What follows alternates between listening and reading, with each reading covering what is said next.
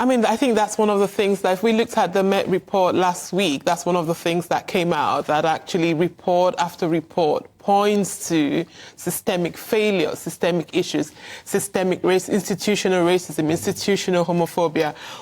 Yet nothing's changing. I mean, this report really, I almost want to say that I'm not surprised. I really am not surprised, but I think three things are highlighted for me by this report. Firstly, is the disproportionate use of strip searching for children. We are talking about up to 8 years old. The strip searching an 8-year-old. The other thing was the sixth time. Let me just interrupt here. Okay. There will be people who say they're being used as mules, say they're being used to carry weaponry or drugs or whatever it is. Why, in your opinion, is that still wrong?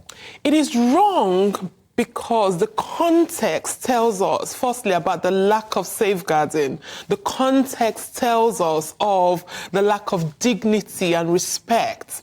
There might be 8 years old, yes, there might be reasons. The question is that the best option? Is that the option? Is it to protect the child or humiliate the child? The report tells us about the traumatization of the children involved. We are in a situation right now in a crisis. We talk about mental health crisis. If the people who are meant to protect our children are inflicting trauma on them, where do they go? I mean, I could interrupt you and say, what if it's just about stopping the crime? But we've talked about this morning, and it's just wrong. It is absolutely wrong. Layered up on top of all of that is two things. Firstly, the fact that black kids are 6 times more likely to be strip searched than their white counterpart. Now, can I ask you about that? Because there will be people who say that's shocking as a statistic, and off the back of hearing that the Metropolitan Police is institutionally racist, we all go, oh, that's not good. Are they 6 times disproportionately more likely to be carrying weapons, for example? Is there any justification for that? So the question, the flip side of that is, if we're talking about a minority group, the percentage of black people in this country is like, I don't know what the actual percentage, but it's like, we're talking about no more than 20%. Now, how can that small percentage be 6 times more likely to be constantly strip searched or stopped and searched?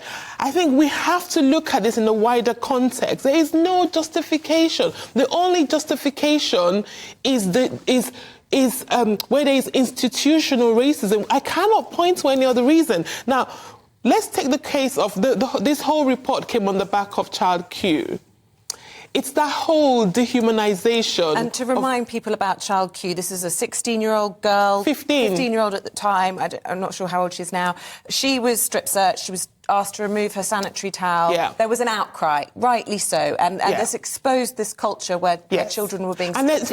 And she wasn't necessarily... did she have a chaperone with her? Or she didn't have any. There was no safeguards. Now, let's come back to the reason why she was strip searched.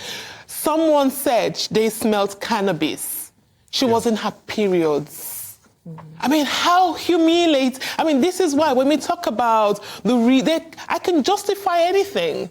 I can justify. And this is where how do I treat the power that I have? This is an abuse of power. I can justify to say, oh, yeah, she smelled of cannabis. You see, the next time you come back here, could we not be talking about some initiative, something positive, something that's changing, instead of always being on the back foot and saying nothing ever changes, the penny does not drop? I would love to. I genuinely... Look, I'm a person, you know our work. At the Downward, we talk about hope. I live for hope. I live for change.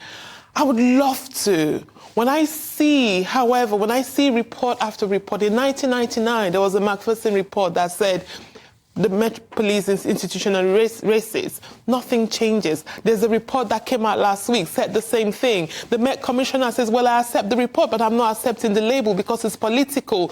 These are people's lives, though. We cannot treat people's everyday lived experience as like politics. It's not politics.